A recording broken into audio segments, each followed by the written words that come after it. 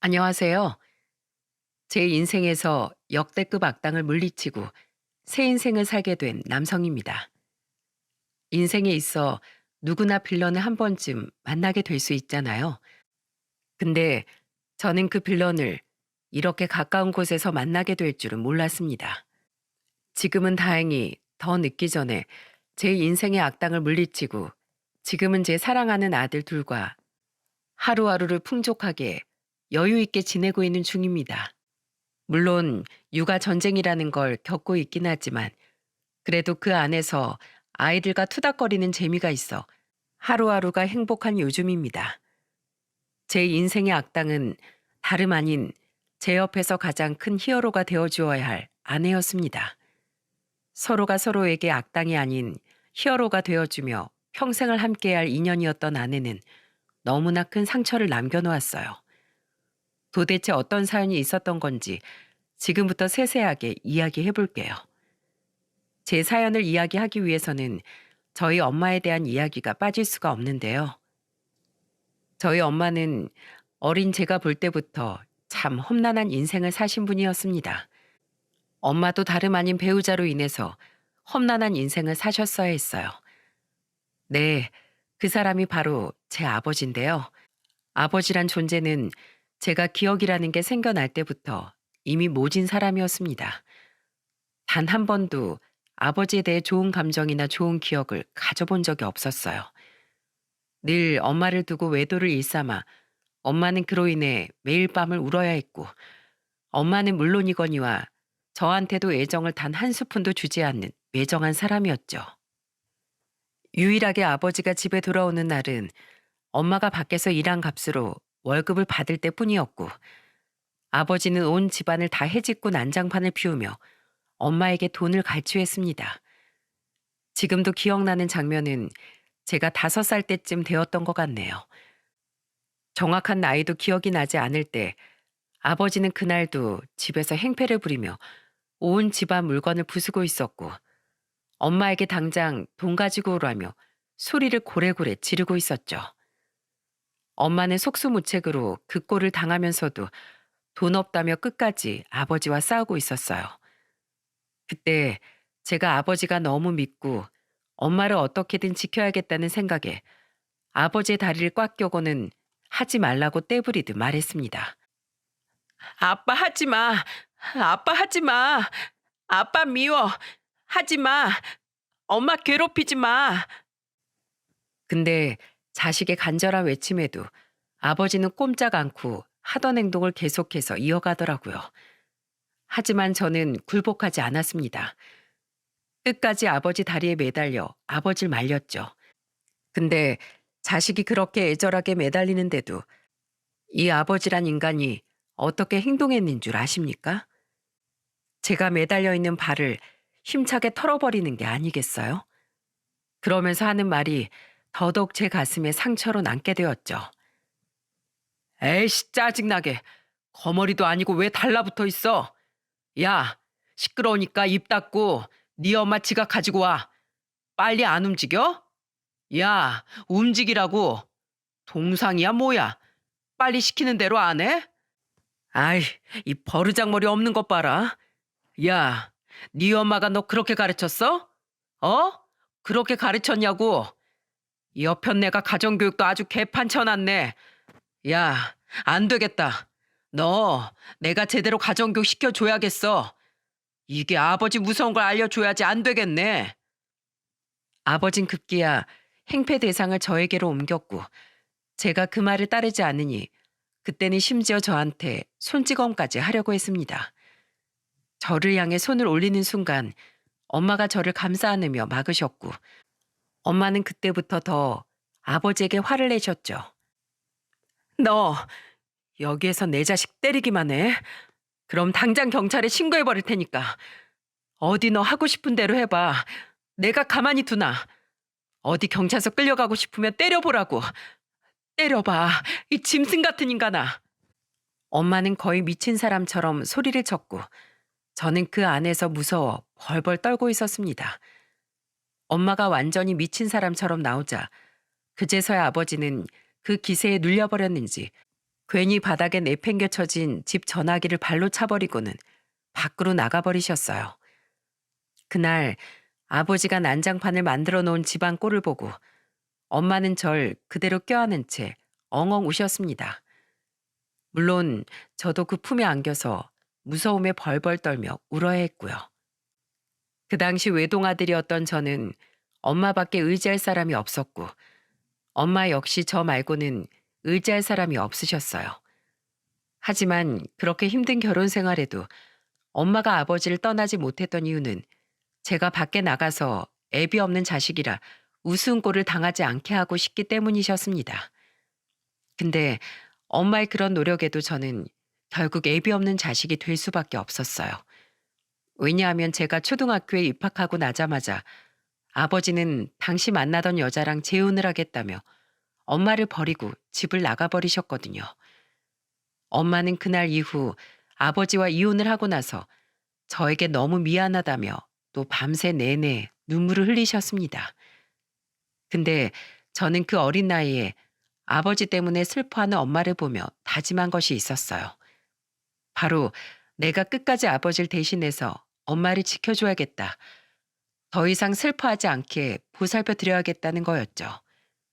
지금 생각해보면 저도 제 나이에 맞지 않게 일찍 철이 들어버린 거였어요. 왜냐하면 그때부터 저는 엄마가 슬퍼하는 게 보고 싶지 않아 떼를 쓴 적도 없었고 학교나 일상생활에서도 사고 한 번 친 적이 없었거든요. 그저 공부에 매진하며 늘 엄마가 집에 오시기 전에 집안 청소, 식사까지 전부 다 제가 알아서 해결을 해놨어요.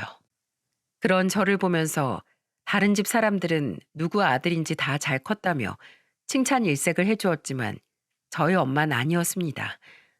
밤에 잠들어 있는 제 손을 꼭 잡고는 날마다 눈물을 흘리셨어요. 우리 건국이, 불쌍한 우리 건국이 못난 애미애비 때문에 철이 너무 빨리 들어서 어쩔까. 안쓰러워 어쩔까. 이 엄마한텐 얼마든지 떼써도 되는데, 얼마든지 험하게 굴어도 되는데 우리 아들 불쌍해서 어쩔까. 미안하다 건국아. 이 엄마가 미안해. 못난 애미를 용서해다오. 저 몰래 우는 엄마로 인해서 저는 가끔씩 깨어있기도 했지만 차마 아는 척을 할 수 없었습니다. 남들에게는 보이지 않는 게 저희 엄마한테는 보였던 거예요. 제가 얼마나 엄마를 위해서 참고 사는지가요. 그래서 저는 너무 일찍 철든 나로 인해 엄마가 더 슬퍼하시는 걸 보고 싶지 않아 조금 더 꾀가 늘었을 땐 일부러 엄마한테 떼도 부리고 외식도 시켜달라며 조르기도 했어요. 그럼 그때마다 엄마는 좋아서 절 데리고 나가 제가 해달라는 걸 다 해주곤 하셨죠. 그렇게 엄마와 저는 서로에게 애틋하고 소중한 존재였어요. 그런 엄마였기에 저는 더더욱 끝까지 행복하게 사시도록 해드리고 싶었죠. 저는 엄마를 더욱 기쁘게 해드리고 싶어 공부를 열심히 했고 결국에는 서울의 명문대학에도 진학해 졸업할 수 있었습니다. 그리고 취업까지 건설회사 중에서도 초봉부터 좋은 조건으로 받을 수 있는 곳으로 들어가게 되어 사회적으로도 성공을 할 수 있었죠. 그때까지도 저는 쭉 어머니와 함께 살았어요. 저는 일하고 취업까지 쭉 하느라 연애를 할 생각까지 못 했었는데요. 어느 정도 자리를 잡아놓고 보니까 그제서야 결혼할 나이가 되어 있더라고요. 그때부터는 엄마도 슬슬 결혼 얘기를 꺼내셔서 진짜 누군가를 만나기는 해야 하나 보다 싶어서 기회를 찾고 있었습니다. 근데 때마침 아는 지인이 소개팅을 시켜주겠다고 하더라고요. 저보다 나이는 좀 어린데 어린이집 교사로 있다고 하기에 관심이 좀 갔죠. 그래서 만나보니 제 예상대로 성격도 아기자기하고 밝고 명랑한 게 호감형이었습니다. 저는 어릴 때부터 좀 어른스러운 면이 있었기에 그 면 때문에 다소 어둡고 조용한 면모가 강했어요. 그래서 늘 주변에서 저에게 다가오는 걸 어려워했는데 이 사람이 스스럼 없이 다가오더라고요. 무엇보다 직업이 그래서 그런가 아니면 원래 성격이 그래서 그런가 애교도 많고 사근사근한 게 저와는 완전히 다른 성향을 가지고 있어 더욱 끌렸죠.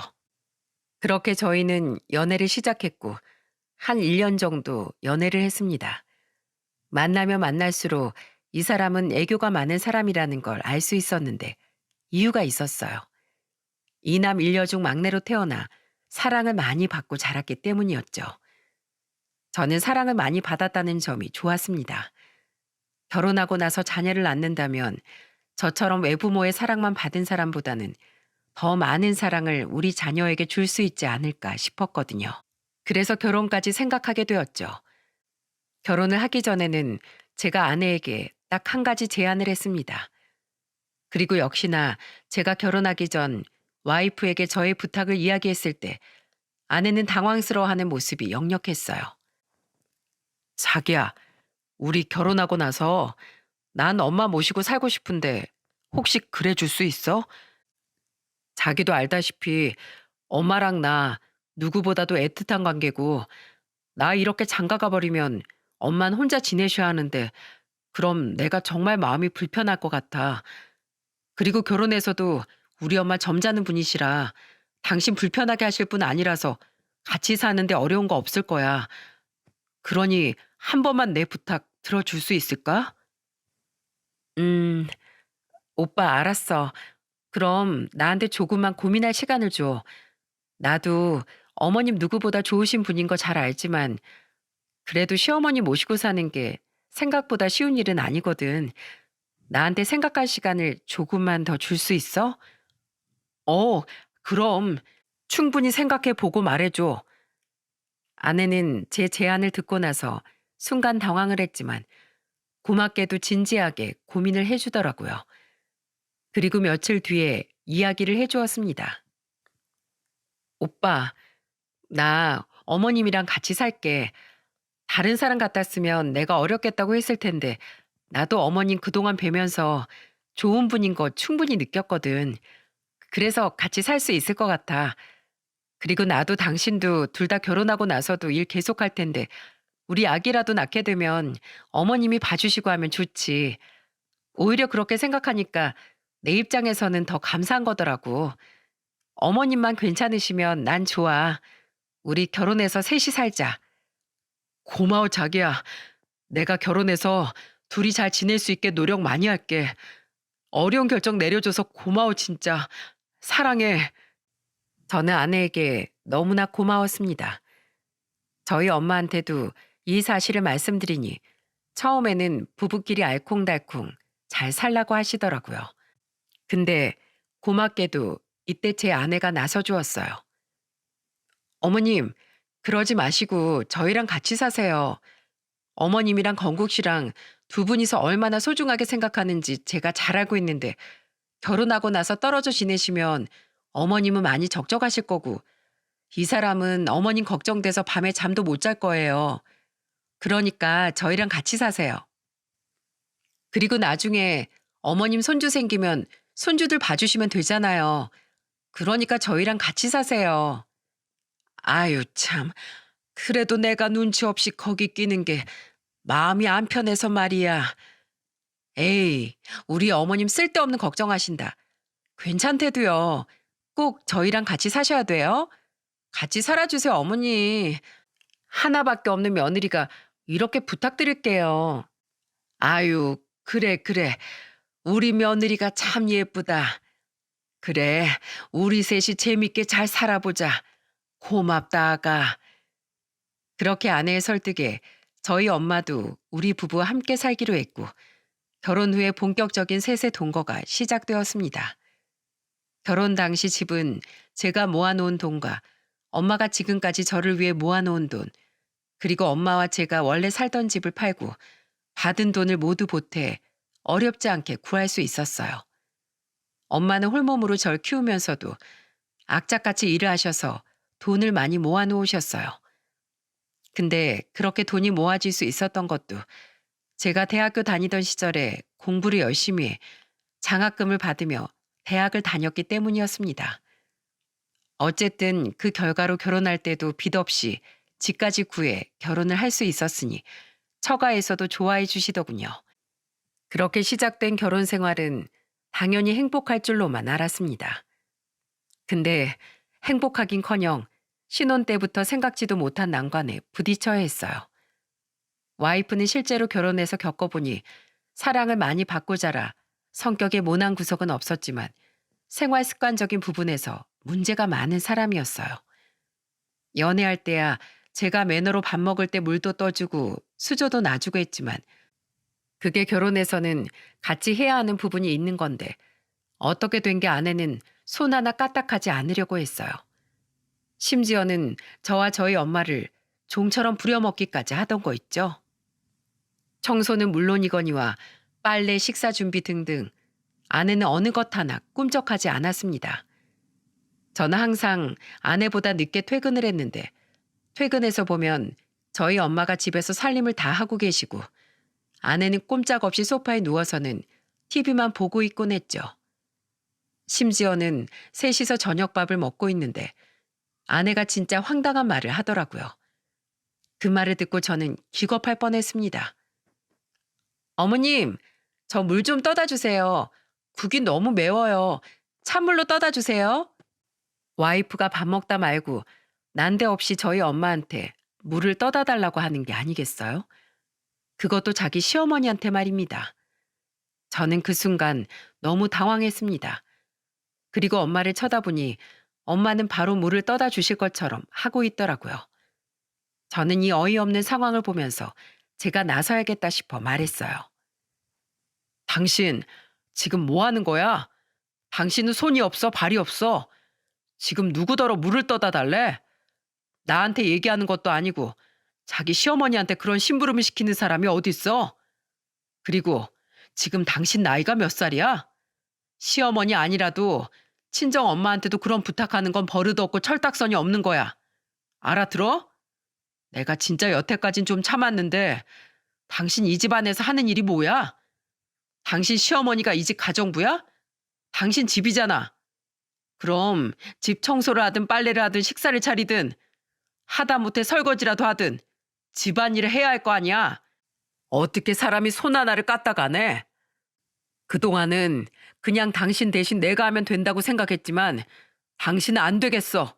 끝을 모르고 가. 어떻게 사람이. 저는 그동안 속에서 열불났던 것까지 모두 다 이야기하며 아내에게 화를 냈습니다. 저의 열변에 엄마가 많이 당황하며 저를 말리려고 했지만 저는 참을 수가 없었어요. 엄마를 가정부처럼 부려먹는 것도 용납이 안 됐지만 너무 오냐오냐 큰 와이프를 데리고 이대로 평생 살 수는 없었거든요. 역시나 저의 호통에 와이프는 반성하긴커녕 억울하다는 표정을 지으며 말을 하더군요. 여보, 너무한 거 아니야? 어떻게 어머님 보시는 앞에서 나한테 이렇게 면박을 줘? 그리고 난 평생 이렇게 살아왔는데 뭘 어떻게 갑자기 바꾸라는 거야? 난 집에서 그동안 엄마 아빠가 밥이고 청소고 다 해주고 오빠들이나 부모님이나 밥 먹다가 물 떠다 달라고 하면 다 떠다 주고 했단 말이야. 내가 살아온 환경이라는 게 있는데 어떻게 그걸 고치라고 그렇게 화를 내면서 강요해? 이제 당신 환경이 바뀌었잖아. 그리고 당신 그렇게 오냐오냐 큰 거 마냥 잘한 거 아니야. 사람이 스스로 할 수 있는 건 스스로 해야지. 왜 다른 사람을 부려먹냔 말이야. 당신 한 번만 더 우리 엄마 종부리듯 부려먹기만 해봐. 그땐 이 결혼 생활이고 뭐고 아무것도 없어. 무조건 이혼이니까 그렇게 알아. 당신 앞으로 집안일 소홀히 하기만 해. 그땐 나 진짜 가만히 안 있을 거야. 당신이 해야 할 일은 당신이 해. 알아들었어? 당신 진짜 너무한 거 아니야? 아, 나 진짜 하나도 안 해본 일들이란 말이야. 그냥 자기랑 어머님이 할 줄 아니까 하면 안 되는 거야? 두 사람이 다 할 줄 아는데 왜 나까지 해야 하는 건데? 나 한 번도 안 해봤다고. 아, 하기 싫어. 뭐? 하기 싫어? 알았어, 그럼. 당장 이혼해. 난 이렇게 이기적이고 자기만 아는 사람하고는 더는 못 사니까. 저는 끝까지 고집을 피우며 철없이 구는 아내를 받아주면 안 되겠다는 생각에 더 강하게 밀고 나갔습니다. 엄마는 저와 와이프 사이에서 안절부절했지만 워낙에 제가 완고하게 나가니 엄마도 어쩌질 못하시더라고요. 그리고 제가 농담하는 것처럼 보이지 않자 아내는 그제서야 당황하면서 한참 누나를 굴리더니 한참 뒤에 말하던 거 있죠? 알았어. 나도 해. 한다고. 빨래도 하고 설거지도 하고 청소도 하고 밥도 하고 다 한다고. 하면 되잖아. 대신에 당신도 한 번만 더 나한테 이혼 소리 하기만 해. 그땐 나도 진짜 이혼해버릴 줄 알아. 와이프는 다행히도 자기 고집을 꺾고는 그때부터 제 말을 잘 따라주었습니다. 진짜로 처음 해보는 티가 나는 게 와이프는 빨래를 잘못해 몇 번이나 제 셔츠를 망쳐놓고 자기 옷도 몇 개나 버렸어요. 심지어 음식을 하다가 도저히 못 먹겠는 음식까지도 만들어냈죠. 하지만 저는 서툴더라도 그렇게 노력하는 아내가 훨씬 예뻐 보였습니다. 그리고 아내도 하다 보니 재미가 있는지 또 스스로 열심히 하더라고요. 물론 아내만 집안일을 시킨 건 아니었습니다. 저도 저희 엄마도 각자 할 수 있는 일들, 각자 해야 하는 일들을 다 열심히 했습니다. 그래서 셋이서 잘 분배해서 집안 살림을 잘 꾸려 나가고 있었죠. 그렇게 다시 평화가 찾아와 어느 정도 셋이서 지내는 생활에 잘 적응했고 아내와 저에게는 2명의 아들이 태어났습니다. 이때부터는 정말 바빠지기 시작했어요. 저는 해외로 나가는 출장이 많아 아이들과 함께하는 시간이 적었는데 다행히 저희 엄마가 아내와 같이 연년생인 아이 둘을 같이 봐주신 덕분에 와이프는 힘들지 않게 육아를 할 수 있었죠. 그렇게 또 아이들을 낳고 잘 키우고 있던 와중에 와이프가 어린이집 교사로 경력을 어느 정도 갖추고 나니 아예 원을 차리고 싶어 하더라고요. 좋은 기회로 기존에 있던 어린이집을 인수할 수 있게 되었고 이건 처가의 와이프 오빠들이 도와주어서 바로 인수를 하게 되었습니다. 그렇게 와이프는 어린이집 원장이 되면서 더 바쁘게 지냈어요. 그리고 그 시즌에 저도 출장이 더 많아지면서 해외로 나가는 일이 많아졌죠. 그 덕에 자연스럽게 애들도 그렇고 집안 살림을 엄마가 보게 되는 경우가 많이 있었습니다. 그나마 애들은 와이프 어린이집으로 같이 가서 와이프가 퇴근할 때 돌아오긴 했지만 그래도 엄마가 좀 힘들어 보이시더라고요. 어느 날은 제가 또 장기 출장을 갔다 왔는데 근 한 달 만에 보는 엄마의 안색이 너무 좋지 않았습니다. 그래서 엄마에게 물었죠. 엄마, 요즘 왜 이렇게 힘들어 보이세요? 기운도 없어 보이고 혹시 이제 몸이 좀 많이 힘들어서 그러세요? 애들 보는 것도 그렇고 집안일 하는 것도 그렇고 아무래도 너무 힘들죠? 죄송해요. 우리 부부 때문에 엄마만 더 고생시키네. 아니야. 엄마 괜찮어. 그냥 이제 나이가 들어서 그렇지 뭐. 엄마는 괜찮으니까 넌 네 일에만 신경 써. 엄마는 그렇게 괜찮다고 말씀을 하셨습니다. 저는 엄마 연세를 생각해 보니 이제 체력이 많이 떨어질 때가 되었다 싶어 보약을 지어서 먹여드렸어요. 그리고 엄마 일을 좀 줄여드리기 위해 파트타임 가정부를 고용해 드리기도 했고요. 물론 이건 다 저 혼자서 결정한 문제가 아니었습니다. 사전에 다 와이프와 상의를 한 거였어요. 그리고 와이프도 격하게 동의를 했었죠. 여보, 엄마가 요즘 많이 힘드신가 봐. 얼굴이 너무 안 좋아지셨어. 그래서 이번에 보약도 좀 지어드리고 파트타임으로 일하는 가사 도우미 분을 좀 고용할까 싶어. 어머, 너무 좋지 여보. 안 그래도 나도 어머님 안색이 요즘 계속 안 좋아지는 것 같아서 걱정스러웠는데 그러면 되겠다. 아이 참, 난 왜 그 생각을 미리 못했지? 가사 도우미인 내가 알아볼게. 그리고 우리 주말엔 어머님 모시고 바람이라도 좀 쐬러 가자. 간만에 우리 애들은 친정에 맡기고 셋이서만. 그래야 어머님도 애들 신경 안 쓰고 편하게 쉬시지. 아니다. 이참에 어머님 친구분이랑 여행이라도 좀 다녀오시라고 할까? 어머님 베프 이모님 계시잖아. 아, 그럴까? 그건 너무 좋은 생각인데. 고마워, 여보. 엄마 생각 많이 해줘서. 내가 출장이 너무 많아서 당신한테도 그렇고 애들이랑 엄마한테도 많이 미안해. 그래도 당신이 좀 나 대신에 애들하고 엄마한테 신경 좀 많이 써줘. 나도 장인 장모님께 자주 전화드리고 안부 챙길 테니까.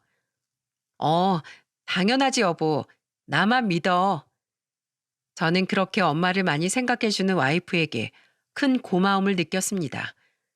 그리고 아내의 제안대로 엄마에게 좀 푹 쉬다 오시라고 엄마와 제일 친한 이모님과 함께 제주도로 여행도 보내드렸죠. 가이드 따라다니면서 제주도에서 너무나 재미있게 노셨다며 아기처럼 좋아하시던 모습은 지금도 선하네요. 건구가 제주도 너무 좋더라. 정말 너무너무 좋았어. 세상에 바닷물이 그렇게 맑은 거 난 처음 봤다. 전복도 정말 너무 맛있었고 난 성게미역국이라는 것도 처음 먹어봤는데 어쩜 그렇게 국물이 시원하고 맛있니? 아이 참, 여기에 사오고 싶었는데 내가 사오는 방법을 몰라서 못 사왔어. 우리 손주들 먹이면 참 좋을 것 같았는데 말이야. 건구가, 우리 다음엔 가족끼리 또 가자. 우리 손주들 데리고 꼭 같이 가. 아유, 엄마 정말 너무너무 행복했어. 엄마, 그렇게 좋았어요? 아이 참, 내가 죄송스럽네. 진작에 좀 보내드렸어야 했는데. 반성해야겠다.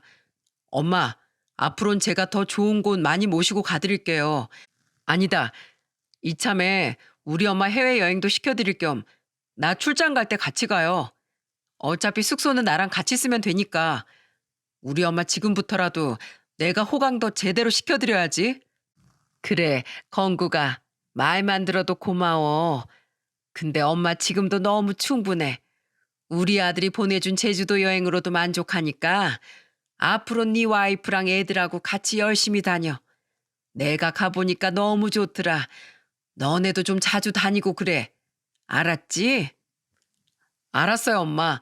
우리 가족들 다 같이 앞으로 여행 많이 다녀요. 아기처럼 좋아하시던 엄마는 제주도에서 찍은 사진들을 SNS 문자 어플에 프로필 사진까지 해놓을 정도로 좋아하시길래 자식으로서 더 잘해야겠다는 생각이 들었습니다. 그 뒤로 저는 종종 엄마를 모시고 해외 출장 갈 때 같이 가기도 했었고, 출장이 없을 땐 넉넉히 시간을 잡고 온 가족을 다 데리고 국내로 해외로 여행을 다니기도 했죠. 그때마다 엄마는 한 번도 해보지 못했던 경험에 아기처럼 순수하게 좋아하셨습니다. 저는 그 모습만 봐도 제가 사는 이유를 느낄 수 있을 정도였어요. 하지만 꿈에도 몰랐습니다. 그 모습을 보게 되는 순간들이 길지 않았다는 것을요. 어느 순간부터 엄마는 제가 해외 출장에 같이 가자고 했을 때 안 가겠다고 하셨어요. 그리고 따로 여행을 보내드린다고 해도 안 가겠다고 막 우기시더라고요. 저는 왜 그러시는지 여쭤봤었어요. 엄마, 왜 요즘은 여행 안 간다고 하세요? 그렇게 좋아하시더니. 어, 이제는 체력이 또 여행 갈 체력이 안 되나 봐. 그냥 집에서 손주들 보는 게 더 좋네.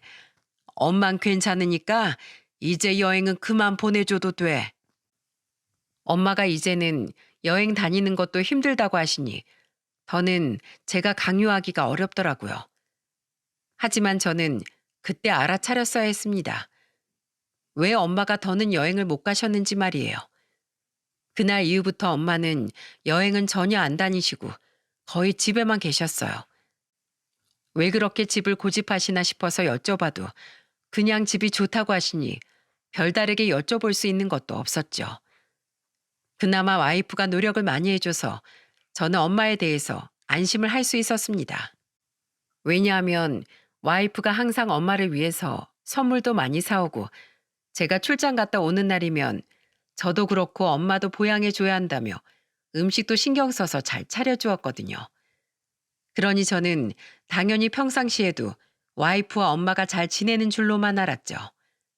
하지만 그 모든 건 저의 착각이었습니다.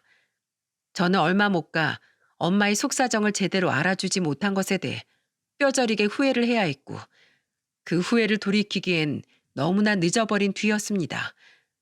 저는 여느 때처럼 출장을 갔고 이번에도 한 달 이상 걸리는 장기 출장이었기에 틈틈이 가족들과는 영상 통화만 하면서 소식을 들을 뿐이었어요. 그러다 출장이 며칠 남지 않을 때 너무나 비통한 소식을 듣게 되었고 저는 출장을 다 마치지 못한 채로 바로 귀국을 해야만 했습니다. 그 소식은 바로 엄마가 갑자기 돌아가셨다는 비보였고 저는 거의 정신을 차리지 못한 채로 허겁지겁 한국으로 귀국을 해야 했어요. 너무나 충격적이게도 엄마는 갑작스런 뇌출혈로 돌아가신 거였고 손을 쓸 겨를도 없이 엄마는 그대로 숨을 거둘 수밖에 없었습니다. 엄마의 마지막 임종을 지키지 못했다는 죄책감에 저는 장례식장에서 하염없이 눈물만 흘릴 수밖에 없었어요. 근데 저보다도 더 비통한 눈물을 흘리며 슬퍼한 사람이 있었습니다. 바로 제 와이프였어요. 와이프는 고래고래 소리까지 질러가면서 통곡하며 슬퍼했어요. 어머님, 이렇게 가시는 게 어딨어요. 우리 효도 아직 다 받아보지도 못하시고 이렇게 허무하게 가버리시는 게 어디 있냐고요. 저한테 조금만 더 기회 주시지. 저희랑 조금만 더 오래 계셔주시지. 뭐가 그리 급하시다고 이렇게 일찍 가버리셨어요. 왜요? 어머님, 제발 돌아와 주세요. 안 돼. 나 이대로 우리 어머니 못 보내. 못 보낸다고. 어머니, 제발 다시 돌아와 주세요. 제발요. 어머니. 와이프는 장례식장이 떠나가라 엄마를 애타게 찾으며 울부짖었고 저는 그 모습을 보고 안타까운 마음에 옆에서 안아주면서 같이 눈물을 흘릴 수밖에 없었습니다. 결국에 와이프는 통곡하며 울다가 거의 실신 직전까지 갔고 눈물을 너무 많이 흘려 탈진 증세까지 와 온몸을 부들부들 떨기까지 했어요.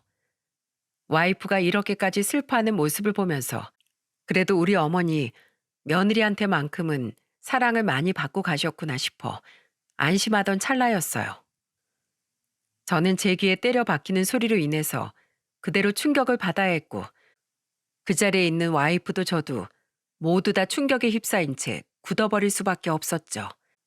제 귀에 때려 박힌 목소리의 주인공은 다름 아닌 엄마가 살아생전에 거의 중마고울처럼 함께 다니셨던 엄마의 절친한 언니인 분이셨고 평생 엄마 붙어 다닌 이모님은 제가 여행도 같이 보내드렸던 장본인이었어요. 그분이 바로 우리를 충격에 빠뜨린 말을 했고 그 말을 듣자마자 와이프와 저는 다른 의미의 충격으로 온몸이 굳을 수밖에 없었던 거였어요. 야, 생쇼하지 마 이 나쁜 것아. 아주 지랄하고 있네. 네가 범인이잖아. 너 때문에 우리 명자 죽은 거잖아. 너 때문에. 그 아주머니는 제 와이프에게 삿대질을 하면서 화를 냈고 아내 때문에 엄마가 잘못되었다는 소리를 듣자마자 우리는 큰 충격을 받을 수밖에 없었던 거였어요. 그러면서 뒤이어 더 충격적인 사실들을 늘어놓기 시작했습니다. 야, 내가 네 존재를 모를 것 같아? 네가 명자한테 어떻게 했는지? 내가 모를 것 같냐고? 손바닥으로 하늘을 가려봐. 어디 그게 다 가려지는지. 너, 네 시어머니한테 어떻게 했어? 어떻게 했냐고? 너, 너희 시어머니 아프다고 했을 때마다 병원을 한번 데리고 가봤냐? 아니면 약을 한 재 지어줘 봤냐? 그거 다 아들이 했지, 다. 그것도 아들 없을 때 네가 눈치를 얼마나 줬어? 거기다가 네 자식 새끼들 아파도 네가 네 손으로 직접 병원에 데리고 간 적 있어? 맨날 명자한테 다 시켜 먹었지. 저번 날엔 명자도 애들도 죄다 감기 걸려서 열이 38도 39도까지 올라가는데 넌 혼자 훌쩍 여행 가버리고 명자한테 애들 다 맡겨놓고 병원까지 데리고 갔다 오라고 했었지. 지 시어머니 어려운 줄 모르고 고래고래 소리 지르고 종처럼 부려먹긴 하고 말이야. 이 모든 사실들을 전해 들으면서 저를 포함한 장례식장 안에 있던 모든 사람들이 다 발칵 뒤집어졌습니다. 여기까지 폭로가 되자 아내는 처음에는 발뺌을 하더라고요. 무슨 소리세요? 제가 언제요? 제가 그랬다는 거 보셨어요? 보셨냐고요? 증거 대봐요. 내가 그랬다는 증거 대보라고요. 와이프가 당황하며 말을 하자 이때부터는 돌이킬 수 없는 폭로들이 여기저기서 쏟아져 나왔습니다. 엄마는 주변을 워낙에 잘 챙기는 분이셔서 동네에서 같이 친하게 지내는 어르신들이 많이 있었는데 그분들도 그때 장례식장에 계셨던 터라 그분들에 의해서 폭로들이 쏟아져 나오기 시작했습니다. 증거 있지? 내가 증거야.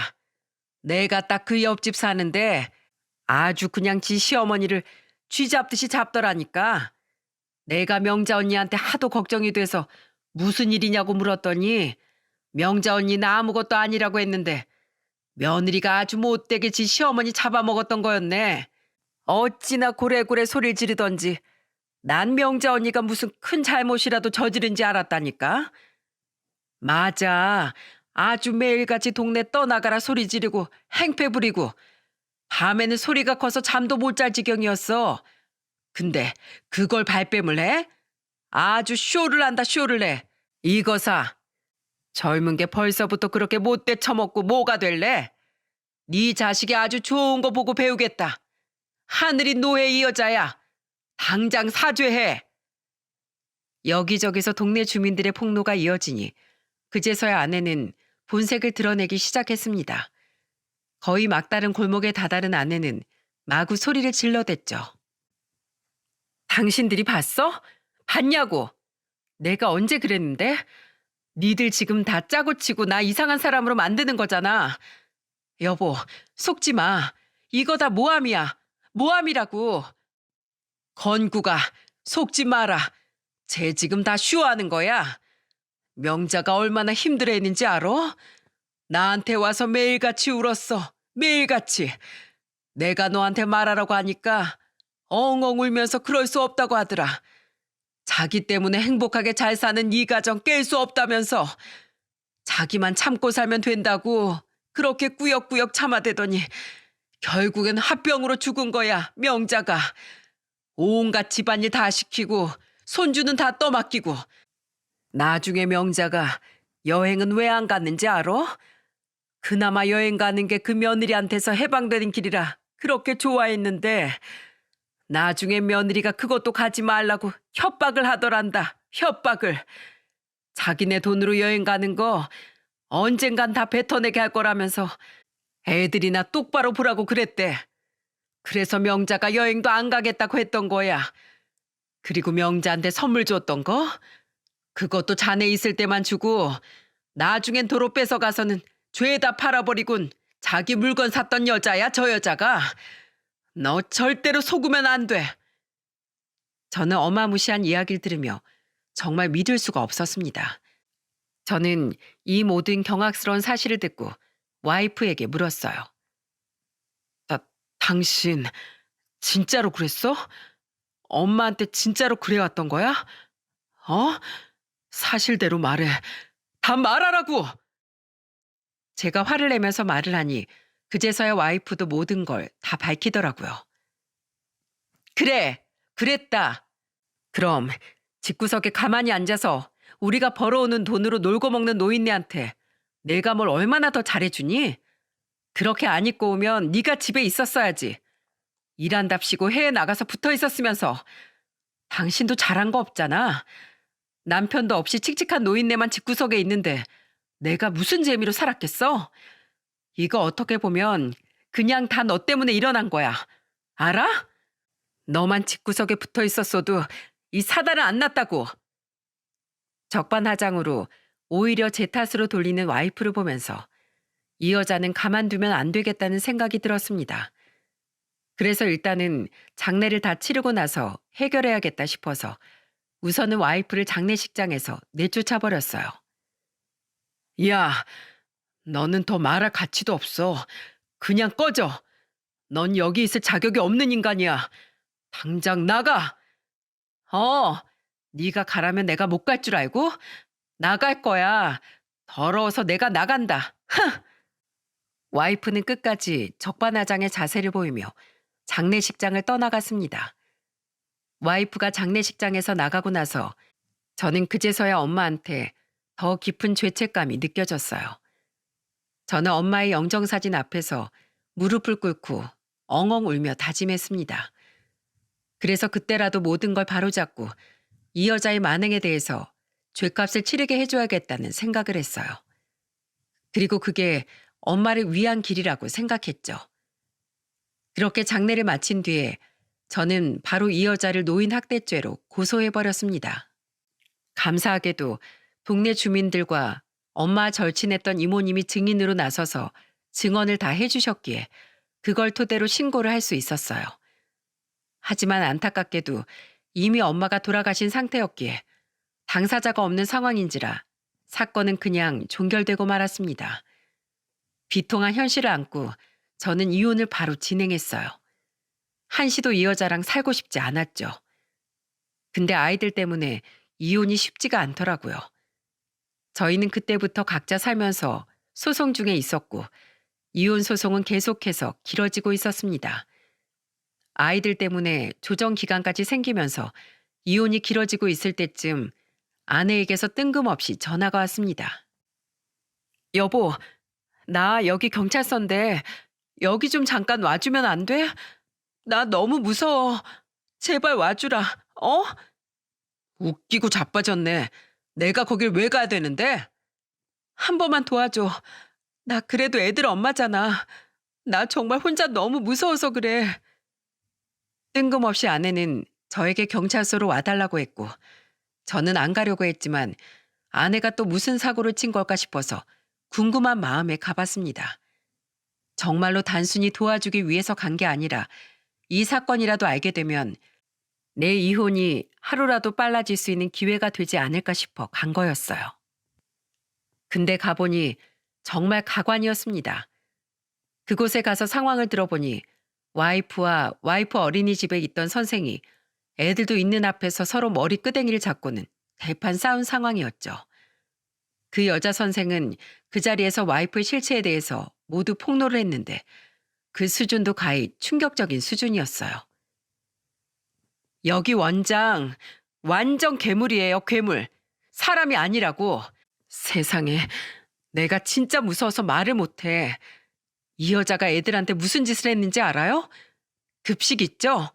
급식을 유통기한 지난 거 쓰레기만도 못하게 만들어서 내놓으라고 조리사한테 시키고 그걸로 애들 밥 먹이는데 애들이 투정 부리면 CCTV 안 보이는 데로 들어가서 해코지하고 그랬어요. 애들 잠 안 잔다고 하면 은근슬쩍 손찌검하고.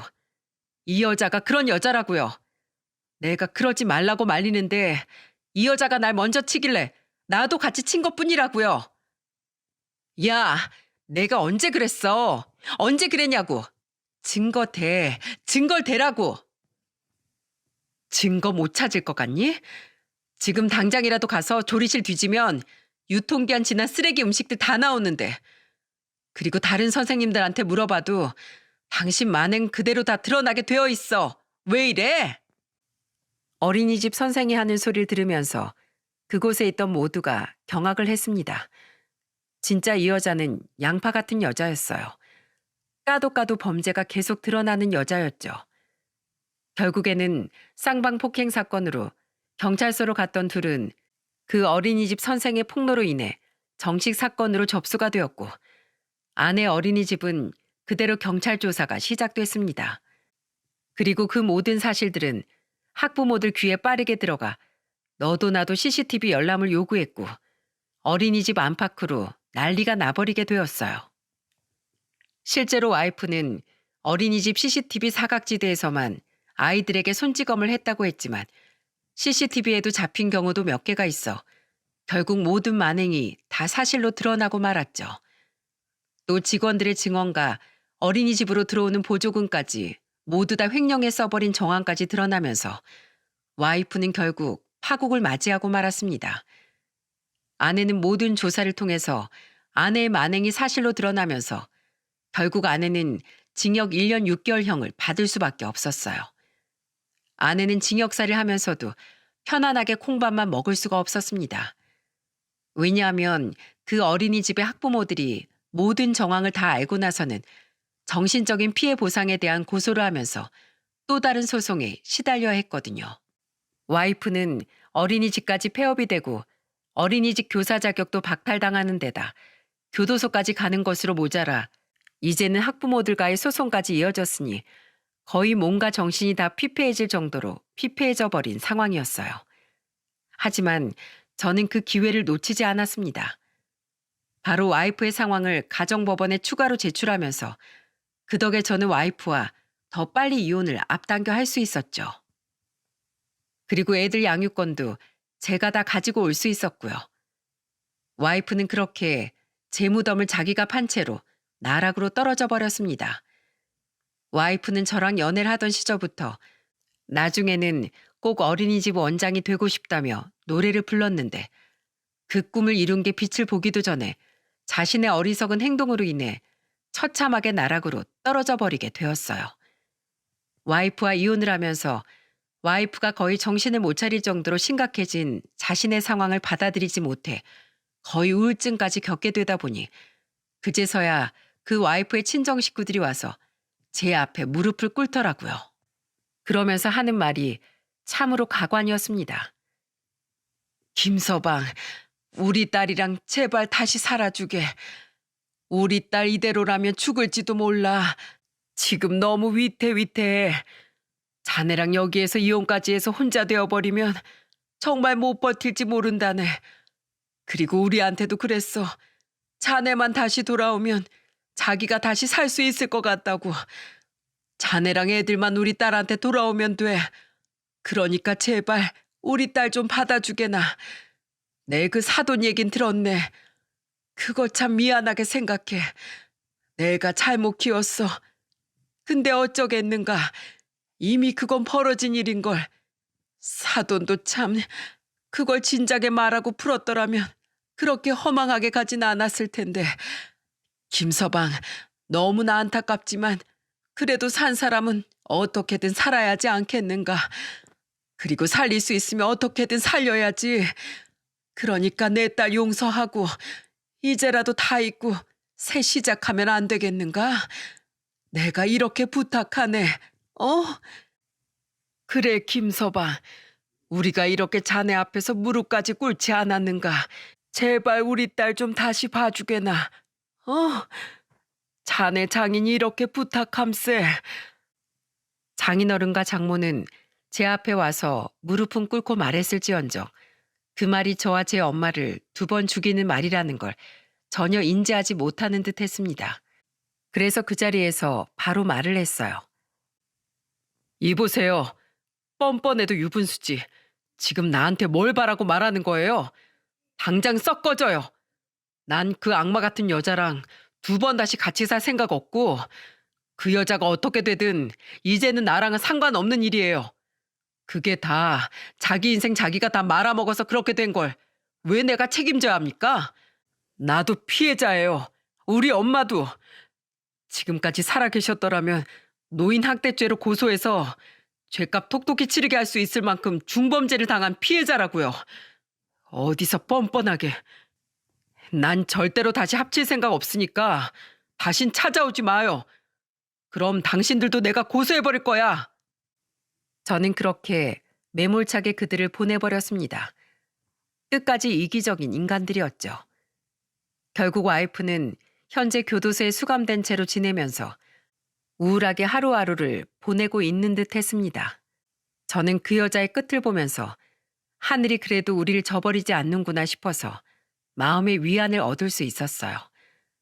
그리고 이혼이 다 마무리되고 나서 저는 애들을 데리고 엄마가 계시는 납골당을 찾아갔습니다. 가서 한참을 머물며 엄마한테 말했어요. 엄마, 나 드디어 그 여자랑 헤어졌어요. 진작에 내가 엄마 상황에 대해서 알고 엄마를 지켰어야 했는데 다시 한번 사죄합니다. 죄송해요, 엄마. 그래도 저 우리 애들은 지켰으니까 앞으로 우리 애들 내가 잘 지킬게요. 하늘에서 엄마는 우리 지켜봐 주세요. 사랑합니다. 이제는 그곳에서 편히 쉬세요. 그렇게 엄마에게 마지막 인사를 하고 저는 애들을 잘 키우기 위해서 저희 회사의 이야기를 하고는 한국에서만 일을 할 수 있도록 했어요. 그래서 지금은 한국에서 일을 다니며 아이들을 잘 키우고 있는 중이랍니다. 여러분, 제가 이 사연을 쓰게 된 이유는 여러분은 부디 정말 소중한 사람이라면 옆에서 더 관심 가지고 더 아껴주면서 지내시길 바랄게요. 그리고 끝까지 지켜내는 우리 구독자님들이 되셨으면 좋겠습니다. 앞으로 저도 우리 애들만큼은 끝까지 잘 지켜내 보려고 합니다. 멀리서 응원해 주세요. 사연 들어주셔서 감사합니다.